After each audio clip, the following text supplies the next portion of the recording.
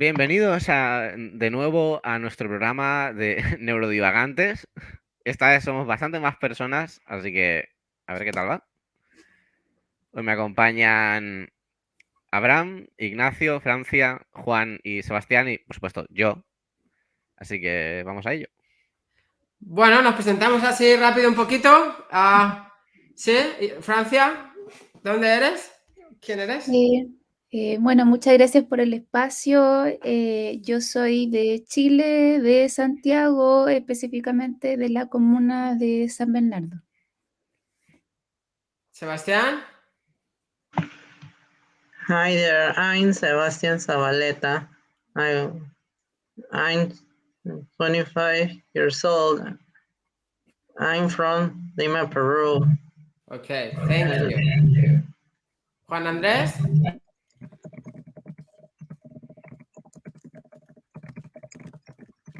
Microphone. You're muted. No, soy Juan Andrés, vivo en Cali y tengo 19 años. Good. Ignacio. Soy Ignacio Pantoja, vivo en Madrid y tengo 39 años. Genial.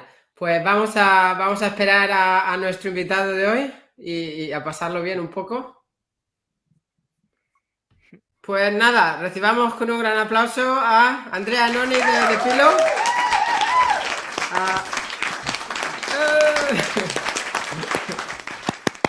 Oh, hello everybody. Good to see you. Hello. Hello.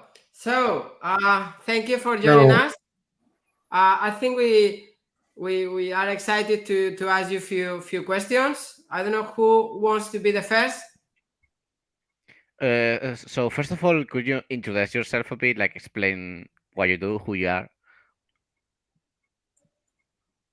Yeah. Sure. I just lost the connection. Can you guys hear me? Do you hear me well? Yeah, I can hear you now. Okay, perfect. So I'll just introduce myself. Is that the question, right? Yeah, it wasn't that the question. Okay, fantastic. Thank you. So first of all, it's very nice for me to be here with you today. I'm Andrea, and I run the Italian YouTube channel The Pillow. So basically, my job is just to tell stories through my videos to our community that it's been growing and growing since we opened the channel 10 years ago. And this is my full-time job, and it's also my passion.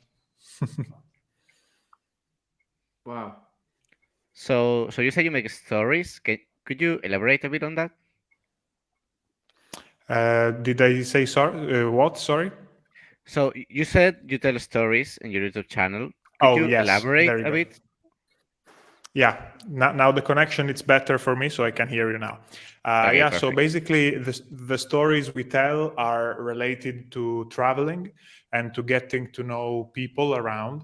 Our philosophy is just made with two words, which is another perspective, because we believe that there are many different ways to look at life and many different paths that people can choose.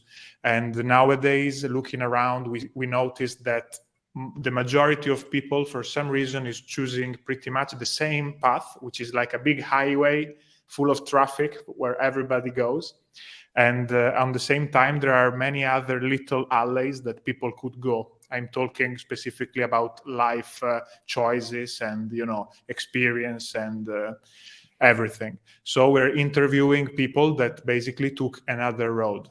I just used the traffic metaphor. I don't know if it was clear or not. Yeah, it's pretty clear, at least for me. Fantastic. Beautiful. So may I ask, why the pillow? Why the name in this case? Yeah, actually, the answer to it's not really exciting, because it's a word that I learned 10 years ago, just when I had to pick a name for the YouTube channel. I just moved to London back then, and I didn't know much English, and I wanted to give to this project an English name. And I was looking for some words, and I couldn't find it. Then at a certain point, I just learned the pillow, which in Italian translates to cuscino.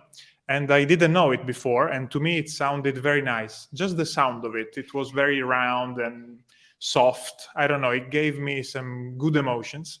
And on the same time, I just didn't want to link the name of the project to a specific meaning, because I was hoping for this project to be long in time, like 10 years or even more. So if I linked the name to a specific meaning, then maybe in time I would have lost interest in that meaning, and I would just change my personal taste or whatever. The channel has changed a lot in time. We were doing very different things back in the days. So with this name that has actually no other meaning than the literal meaning, I'm still very happy with it today. So it's kind of a strategy not to get bored by it. It is a good name, I gotta say. I like it. Thank you for the feedback. I appreciate it. It is a good name. Sebastian, do you want to ask any questions?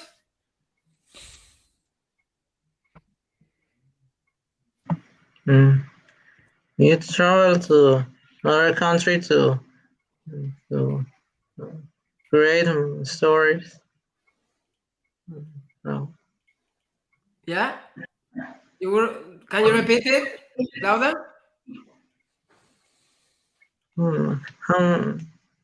How many stories did you write?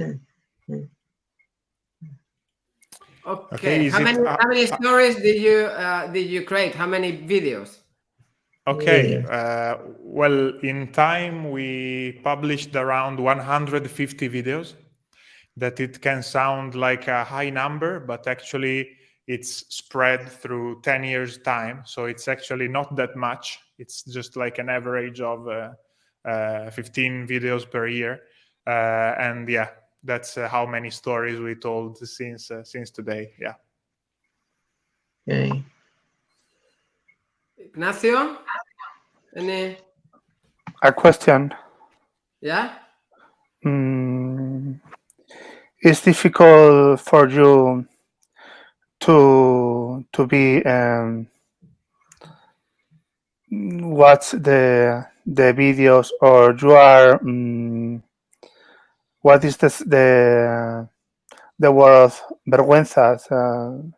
Shame. Shame. Yes. Embarrassment. Embarrassment. Yeah. Embarrassment.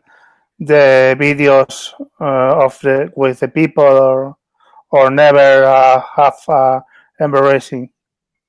Oh, I think he's trying to ask that if you have ever been embarrassed while doing your videos, when you were or while watching yourself, or yeah.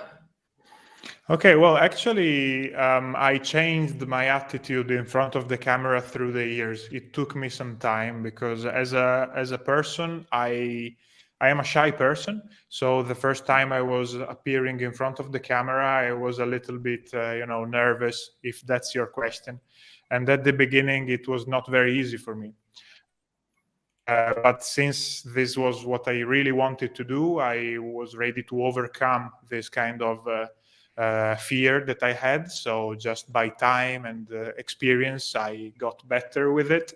And now, after 10 years, of course, you don't feel shy anymore. But now the goal for us is not to let the people we interview feel shy. So my goal now is to make you feel comfortable if you are in front of my camera, and make you feel like you're talking to a friend.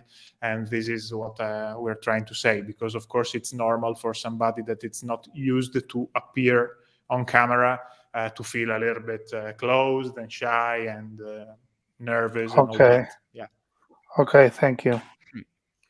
You're welcome. Say that. Juan Andrés, ¿quieres preguntar? Do you want to ask a question? We might have to help him with the English, but it's okay. ¿Le preguntamos algo, Juan Andrés? Micrófono. Where are you from? That's a good question. Nice question. I'm from Italy. My country is Italy, specifically Bologna. It's the closest city to my hometown. So, is there any specific story that you like telling, or just, I don't know, impacted you more than the rest? Yeah, yeah. Actually, there are many stories that left something inside me and changed me in a way. Because for every time we tell a story, the first question we ask to ourselves it's is it something that I'm interested in, or is it a story or a person that I would have met even without a camera? If the answer is yes, then we go to do the video. If it's no, we just don't film it. So Hmm. most of the stories had an impact on me.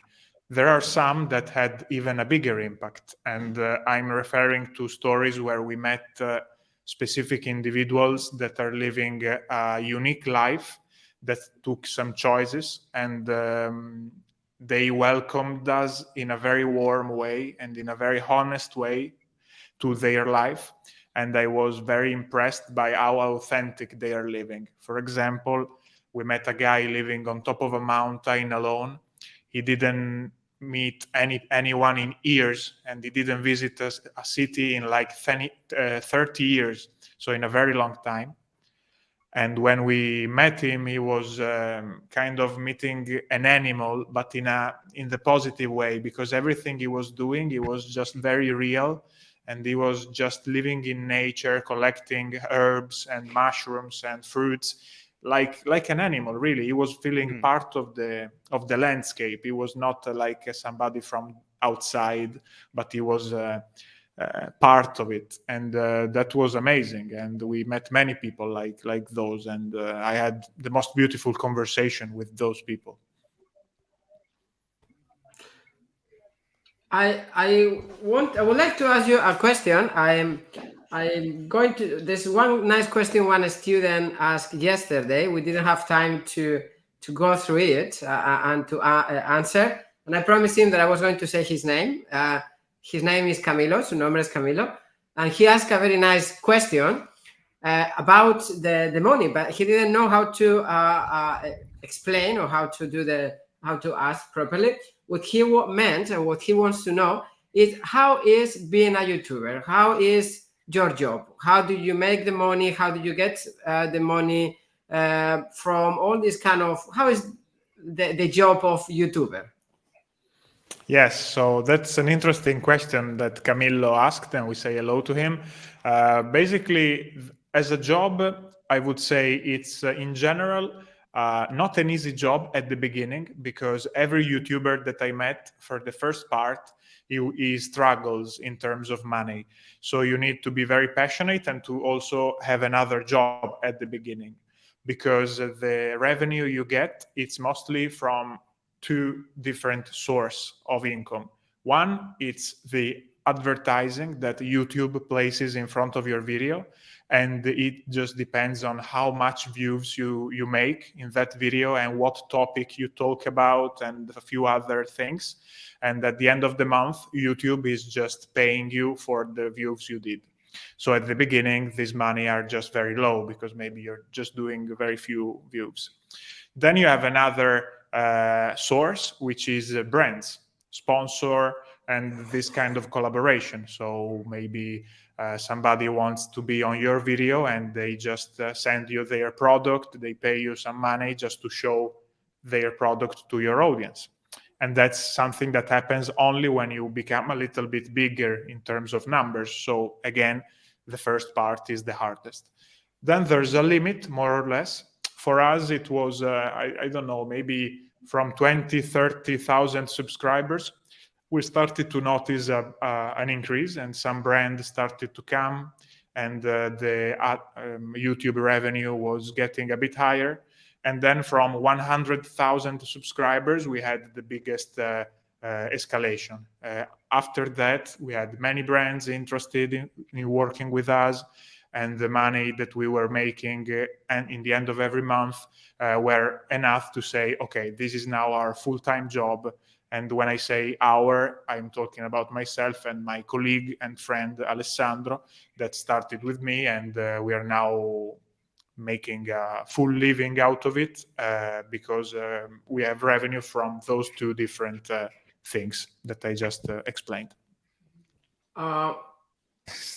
Disappear for a second, I imagine. I think that was the case. I hope it's not going to happen anymore. Thanks for your patience. Now we can see here the amazing Francia with us. We swapped one of the students because we couldn't be more than 6 in the call. But Hello, Francia. Francia, let us start with you if you want. One question? Oh, well, one question. How do you begin your project? Yeah, the beginning of the YouTube channel started in 2014 in October exactly. So it's going to be 10 years in this year, at the end of the year. And it started very randomly, like many YouTubers start. You don't expect it to become a job at the beginning. You don't expect it to become very big. You just start because you like doing videos and telling stories with the videos. So I just started in London. I bought a little second-hand camera. I didn't have a lot of budget. I was 19 years old. So I said, okay, let's try to invest some savings in this little camera, and let's try to go around in the streets of London to interview some people, some strangers, and to create some interviews.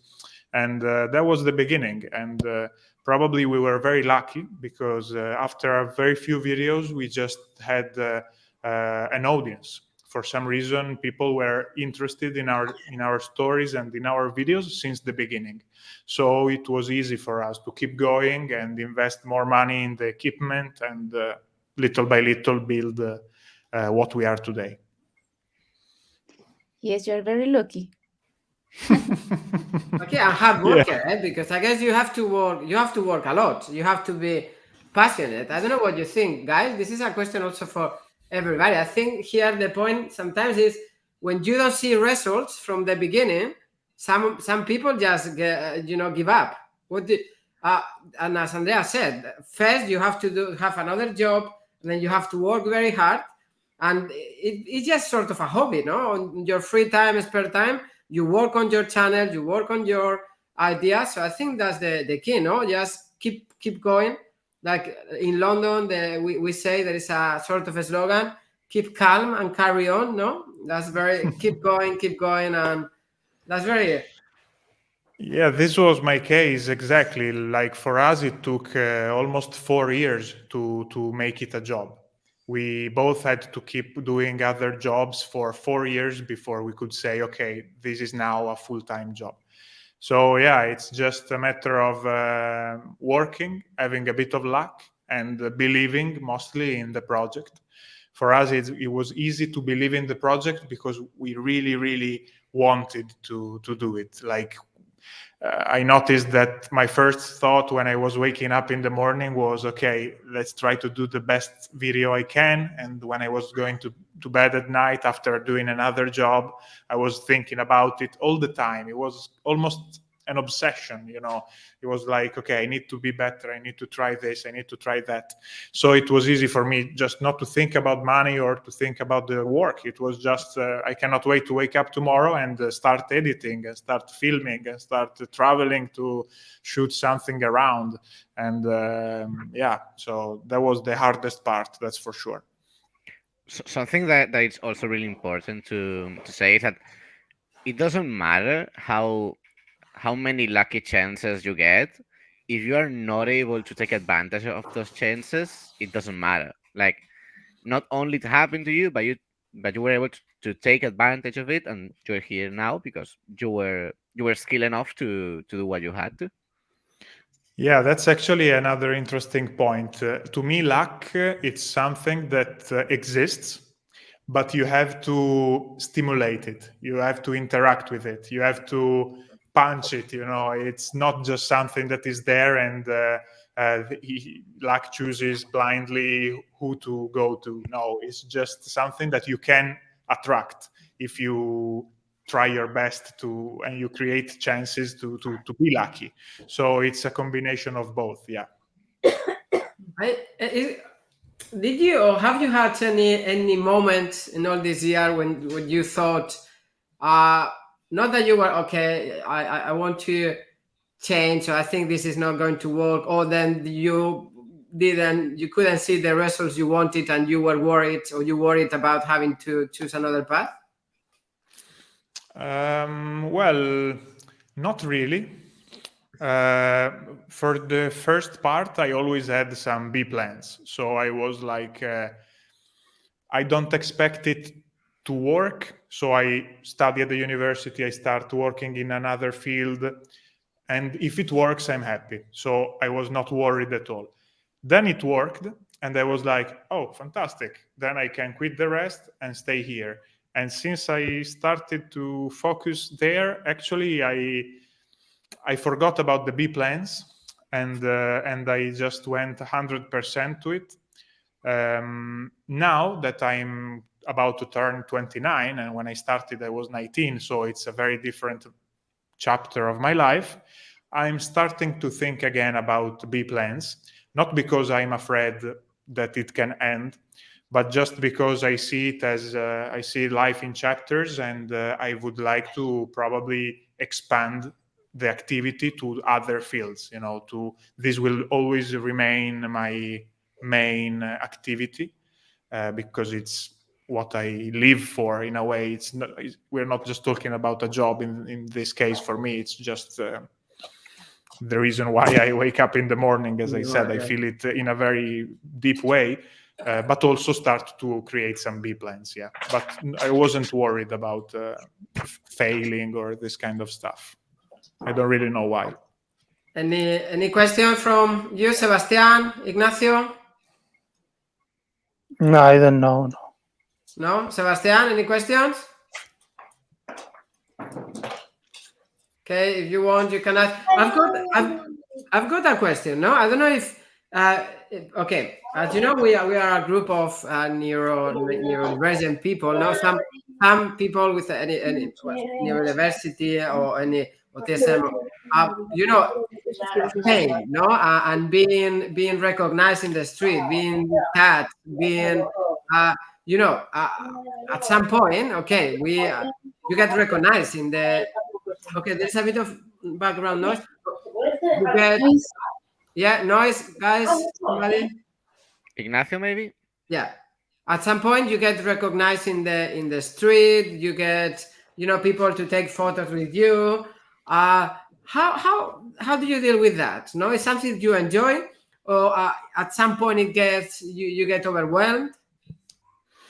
Okay, this is something that when it started for me, well, first of all, I have to say that I'm not, there are many different levels of fame or of being recognized. And I'm not in the highest levels, which is a very, very stressful things that you cannot even go anymore to the shopping store. You cannot go to the supermarket. I'm talking about the big guys. Let's imagine Michael Jackson couldn't do a normal life at all. So this is, of course, an extreme example. I'm in a section where it's, to me, very enjoyable.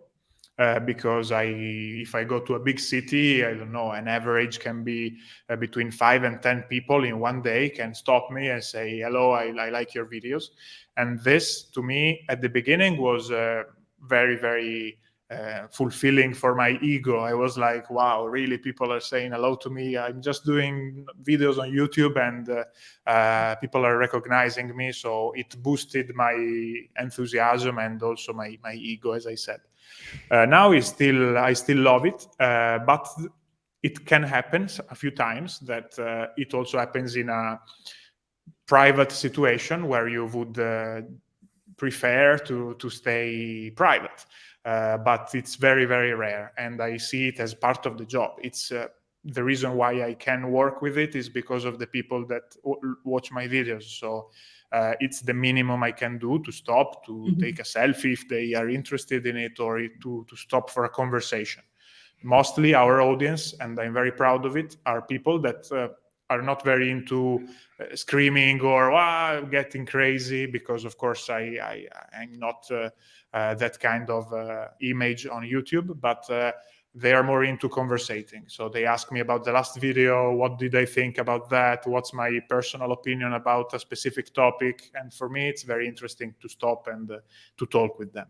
So overall it's positive, but the question is actually on point, because there are two sides of this coin. thing, of the coin. Yeah. Questions? So what do you think is the hardest part of your job, of being a content creator? There are many hard parts that you have to deal with, in my opinion. It's a very easy job compared to others. I don't want to sound like it's hard to be a YouTuber, but there are some parts that from outside is not very easy to understand. And I'm just thinking about myself. Before, I wasn't expecting a few things that then happened afterwards. One of them, for example, is you have to learn how to deal with numbers. So most of our job goes around numbers. You publish a video that gets a specific number of views, then a number of likes, a number of comments. And if you will be able to keep going, it's just very much related to those numbers. So at the beginning, it's normal to put a lot of your attention to those numbers. And if you exaggerate with it, then it can also be very dangerous for your mental health, for example, or for your well-being in general, because you just link your happiness to something that you cannot control at all, and to something that it's pretty much, I don't want to say random, but it just depends on an algorithm, on a season, on on many factors that you cannot control. And so I had to learn how to keep a distance between me and the numbers, and to put my attention to the quality of my job. And then I see the numbers now as a consequence of the quality and of the value that I put in the job. But for a few years, it was a bit of a problem for me to switch these things. I guess here with this curious is, okay, we just starting with this project, with this podcast, and it's a good advice, no? Like focus on what we do and not on numbers. But any advice you could give us with that, no? How, apart from focus on the content, some people on the spectrum, some people that watch us as well, very into numbers, no? So numbers can be an obsession, and just interaction, things that we cannot prevent or we cannot predict, is a difficulty for us, no? So living in that edge, if we can say, of what's going to happen, who is going to like my views, why they don't interact. Is there any advice that you could give to all of us and the autistic community in general that are starting with this kind of projects? Yes. I think that in general, in every moment, it could be very helpful to always remember that numbers are just numbers. And when they are very low, it doesn't mean that the content is not valuable. And when they're very high, it doesn't mean that the content is very valuable. My advice to you could be, right? Excuse me? It may just be luck, or yeah, it can be many things. I see thousands of contents that go viral, and they don't have anything. They're just empty content that just, mostly now when we have TikTok or Reels, so very short content that communicate to the belly of the people, and you just see it. Maybe 1 million people sees it now, and in 1 hour from now, people don't remember it anymore. So I don't think this is what you're trying to do on the web, and same as for us. You, in your case, with your project, you're already way above our initial level, because we didn't know who we were. We didn't know our identity online. We didn't know what we wanted to say. We just knew we wanted to do it. We were full of enthusiasm and energy, but we were more lost than you are now. I see you already know what you want to do. And the recommendation could just be, if you focus on what you want to share and what value you want to bring to the world, things will happen, you know. At the beginning, it could be even better to hide the numbers, just like do the content. Do I like the content? You send it to all of you. Are you proud of what you're sharing with the world? Yes, then go for it. If the answer is no, then don't go for it. Try to make it better, try to change something, and then go for it. If there's a soul inside the content, and in your case there is a goal, there's a mission, it's clear, you can help many people with what you're doing, in my opinion. So just go for it. And if gives something to people, then at a moment or another, it will work.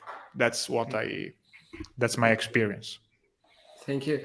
I hope, you know, Francia is speech language therapy. Therapists, we say in English, we teach fonoaudióloga in Spanish. Francia, maybe you can ask a question regarding communication, or, you know, how to communicate. I don't know. It's quite interesting, no? How to communicate in front of camera, how to use all the muscles and everything. Maybe you want to ask any question regarding? I'm thinking about the secrets to connect with the people. I think that you have a secret. What's the secret, in your opinion? That's good. To connect with people. Okay, I think I don't really know. My way to try to connect with people through a camera, it's to try to be honest. I felt in time that people feel if you are telling the truth or not. And I'm not talking about lying, like I say, guys, I'm 2 meters tall, like specific lies. But I'm more into when you tell a story, if you're talking honestly with people, or if you are just pretending to be something else, they feel it and they create a distance.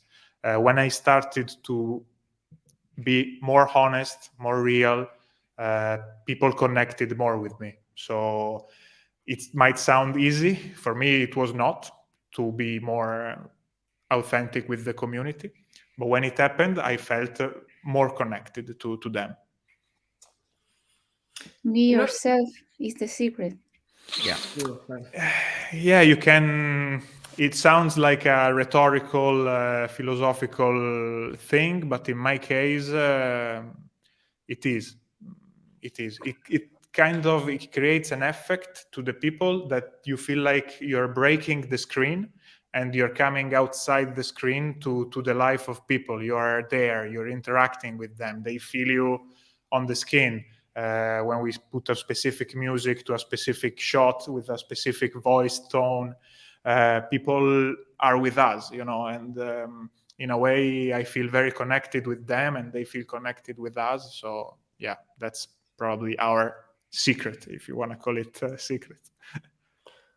I've got a question as well. Okay, when we work with people on the spectrum as well, and it's super important that we always use different communication methods, no? Different, just to suit also different learning styles of students. So we use visuals, we use sounds, we use words, we use just to communicate, no? To support as well what we are saying, what we are teaching, what we are bringing to them, to the world, no?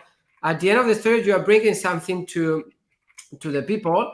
And what I admire from your videos is that they are in Italian. You know, I can understand a bit of Italian. We are close, but even if I don't understand it, I would be able to tell you what is the video about, what are you showing. So I think it's a huge skill of yours, you know, in terms of your videos.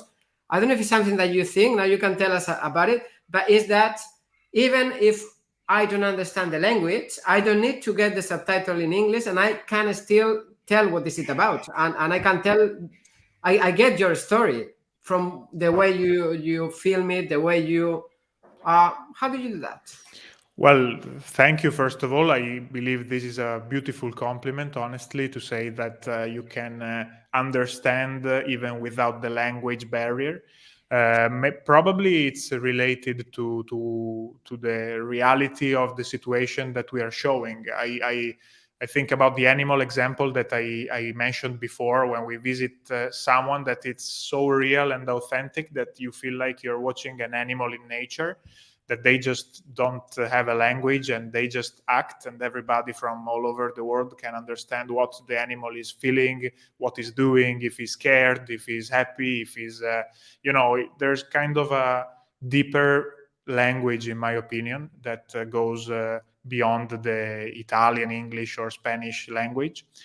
And in some of our videos, I would be very happy if it happened, because it means that we focused more into being real in that situation, and so you can feel it, and you follow the story. And so I don't really know how, but it happens, and thank you for noticing it and to say it to us.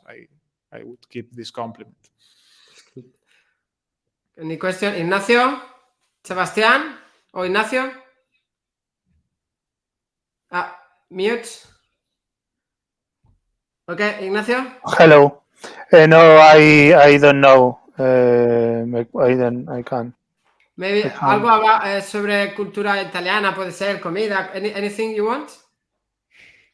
No, I traveling to Venezia and Florencia years ago. I mean, I really want these places very much. Did you like it? Yes, Venezia I like very, and Florencia as well. Fantastic. You didn't stop in Bologna? You didn't stop in Bologna? ¿No paraste en Bologna?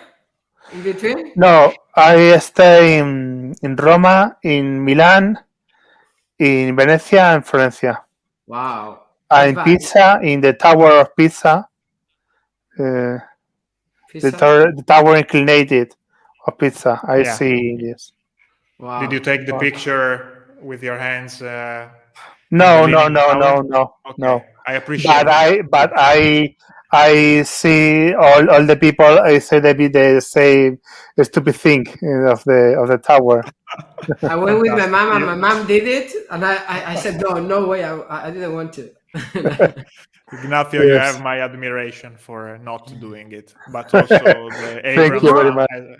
You both have something in common, Ignacio and Andrea. I've got Andrea here, and Ignacio also wrote a book, a nice book. Yes. As well. Wow! Congratulations. What's the name of your book, Ignacio? It's a title more large. I embarrassing to say the name of my book. If you want, I what my book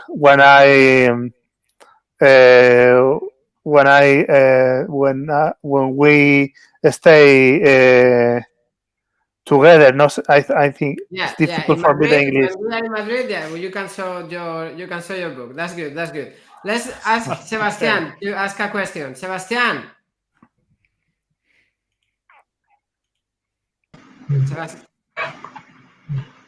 One question?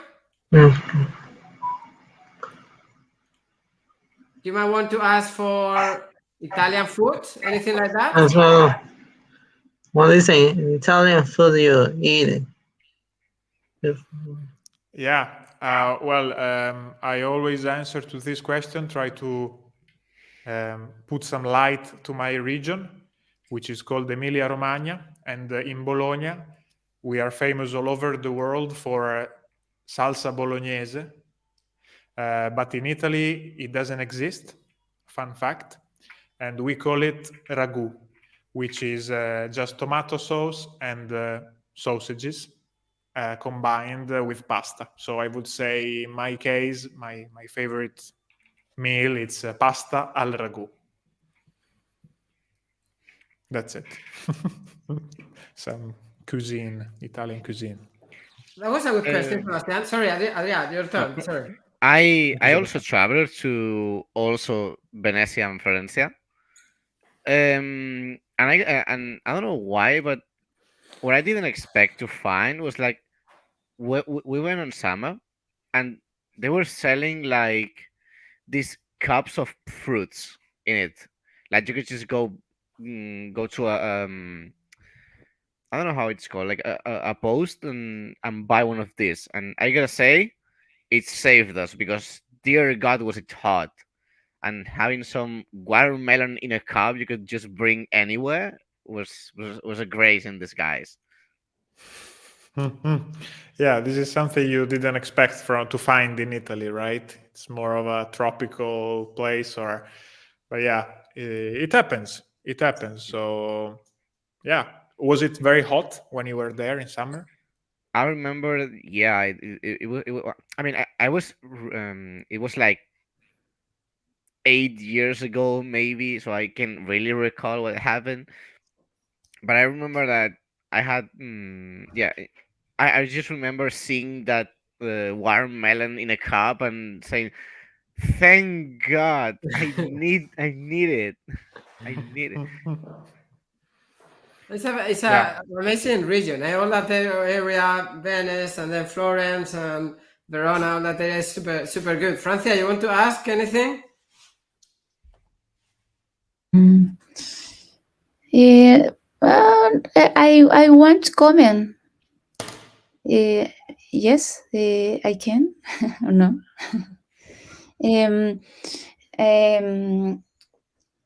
Andrea seems very, very kind, very humble. I like, yes, I like because something about these characters in the media, yes, internet, sometimes are very Arrogant? yes, yes. I don't like it. I don't like it. This project and his director Andrea is a new form to know about yes, a person can be kind, humble, and it's not necessary. Yes, have many ego. Yes, to get exit. No. To get Success. Success? success. Yes, éxito. It's like Success. commercial. Yes. Well, Francia, fantastic. Thank you very much. I really appreciate your words. And if we want to connect it to the general topic, I see as well on the web many, everybody tries to have a career or to raise their numbers, and everybody has a different personality. But most of the time, it seems that the way they try to have success, it's related to the image and to the impact of on camera, like in a very straightforward way, or very, I don't know.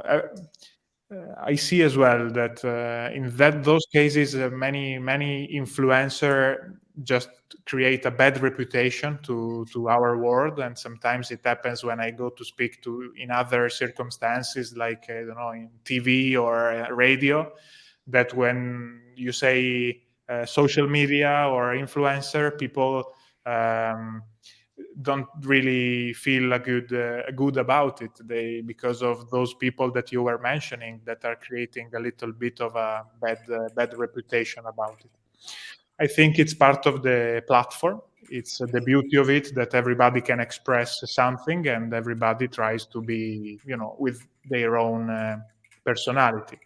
I was not expecting that this kind of attitude that we are trying to use on the video, so very calm, could work. I was expecting that only people screaming and doing that kind of stuff would have succeeded, and apparently there are other ways, and now more and more. So I am very glad you noticed it, and thank you for underlining it. Want to ask a question as well. Connected again with neurodiversity. Well, there are a couple of questions that I would like to do. First, lots of us we have with the Spanish say intereses profundos, which is like deep interest, no? Certain topics that we love and we go to it, and we just when we get into something like that, it can be manga. It can be Adria. I'm still playing with the game you gave me. I'm going to send you the game, Andrea. It's a very simplistic game, but I get into it and I can spend.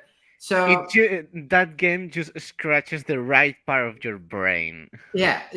It's very. So first question is what would you say that is your biggest interest? Let's not say deep interest.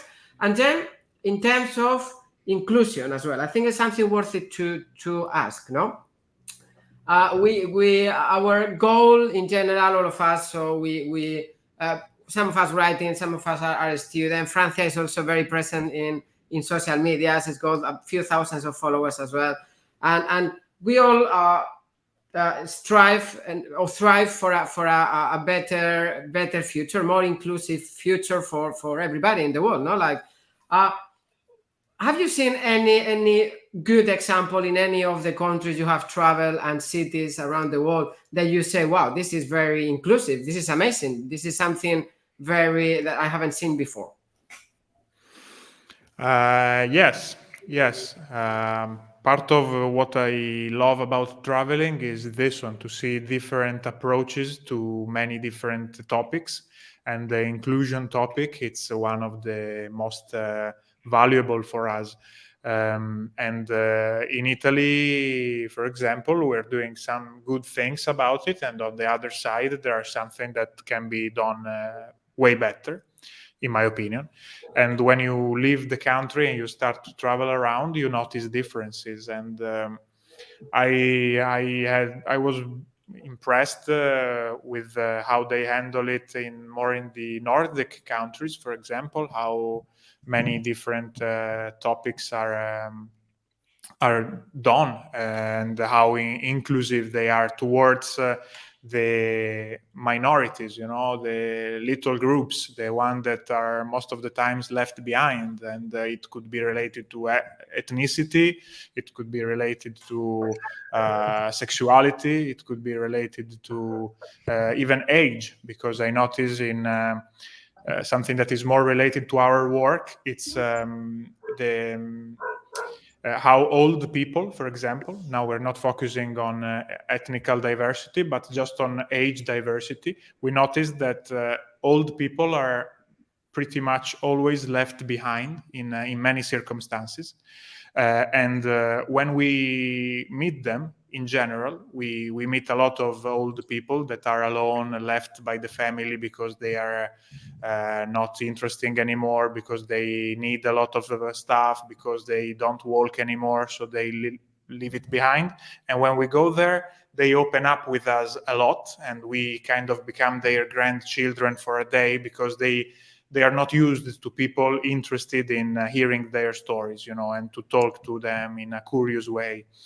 So to include all those parts of the society that are at the moment left behind is something that it's very important in our job, and you are doing it incredibly with all the kids you're dealing with.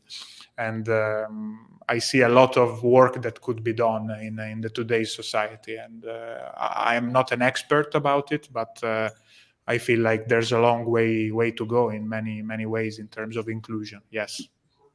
Thank you.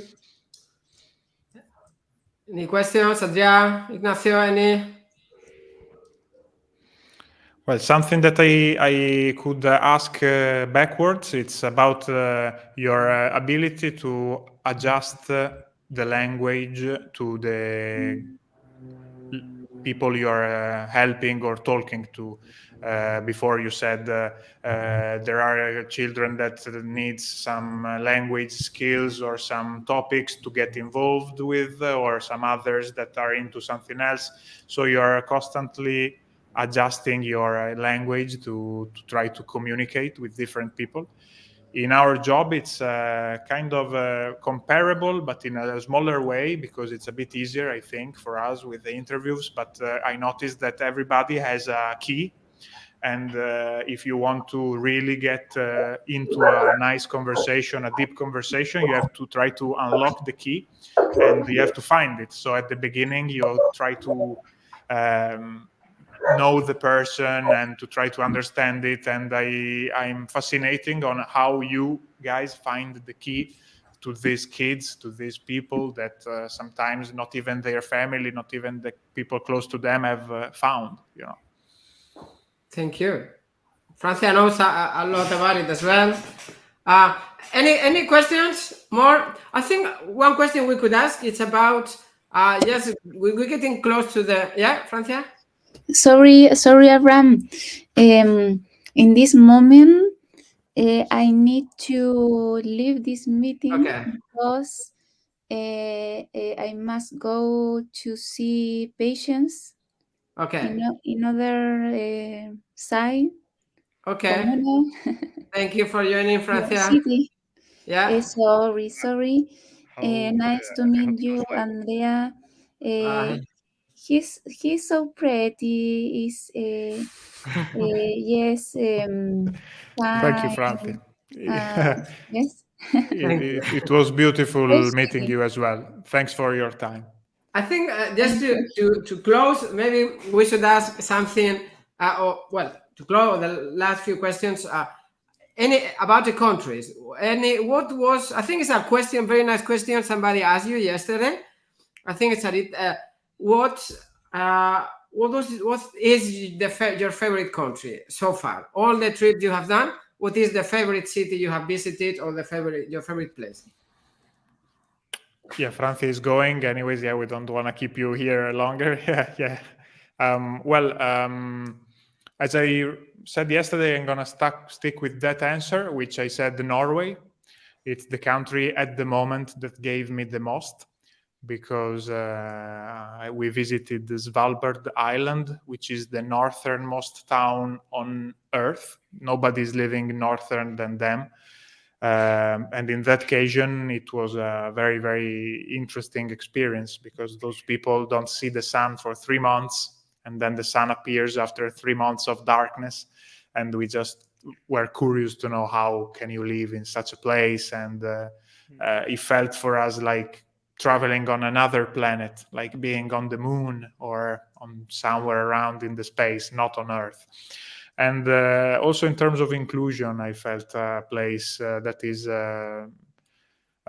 better than this. I don't want to say Southern Europe, because I don't know all the other countries, but to my country, I felt like they are more into the future on many topics. And so that's the country I felt I like the most. And then I'm a big fan of Northern Lights, so I cannot do anything about it. If I see the Northern Light in the sky, I just feel emotional straight away. I'm curious about something. You're talking about how you feel great in Norway. What's something about Italian culture that you would love if it were implemented everywhere else? Like said, everywhere would be better if you just did this. Nice. That's nice, because many times I have the chance to talk bad about Italy, to the negative aspects, but it's nice to underline also some positive stuff, because I believe there are many. The first that comes to my mind is I feel like in Italy we have a very deep culture of the beauty of things. We kind of see the beauty in many things, and it reflects to a very old culture that comes from I don't know where in the past. And even the old people, and even the young people, and people living in the villages, and people doing the job, and in every aspect of the everyday life, there's how people dress, how people talk, how people relate to themselves. There's a beauty in it. There's not a fast way to, and a personal interest in many people, mostly outside the city. And I'm mostly talking about the rural part of Italy. But I see really the culture of beauty. And this is something I would be happy to see it also somewhere else. I visited many places in Italy where when we ask about why this building it's built like this, or why this old house has this kind of shape in the window, and people were saying, oh, because it's beautiful. And this is an answer that I liked. It's something like, wow, you're doing something for the sake of the beauty of it. You're trying to make the world a more beautiful place, not because it's just you pay more money to do it, or it takes more time, just because you like it.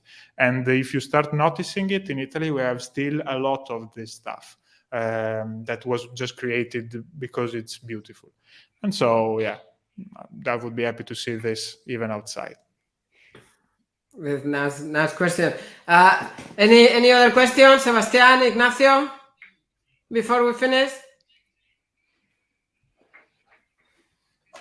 No, muchas gracias thank you very much for the meeting. I passed very well, but I have to go out the meeting. Okay, we're gonna leave soon. Sebastián, you have any questions? No? Goodbye. Goodbye. Adria, Bye, any Ignacio. questions? More? I don't think now there's nothing on my mind. Okay, we have. Okay, so if you don't mind, I want to. Then we do this. I want to ask a quick question, so then we can use it also for Instagram. And it's a question that I do to every guest we have in the other podcast we do, Escuchando el Autismo. And it's something for, I think is very important for people that communicate, and you communicate a lot. You're very good at communicating, and it's about smiles, no? In your job or in life, what is the importance of a smile? What is the meaning of a smile for you? Wow. Well, I believe it's incredibly important to smile. And I'm not talking about the smile that you do because you want to look happy or something. I'm talking about that kind of joy that can be created in many different situations, and it just happens spontaneously, and you feel when somebody kind of lights up with a little smile on his face. It doesn't have to be a big laugh. It's just a tiny piece of light that happens. And to me, when it happens, it's most of the time it becomes the core of our video, the core of our job, to try to create that situation. And looking around nowadays, I don't see it very often. I don't want to sound too critical, but actually I noticed that we're putting the focus on other stuff, and we try to forget about it, and then we end up that we don't remember anymore how to smile again.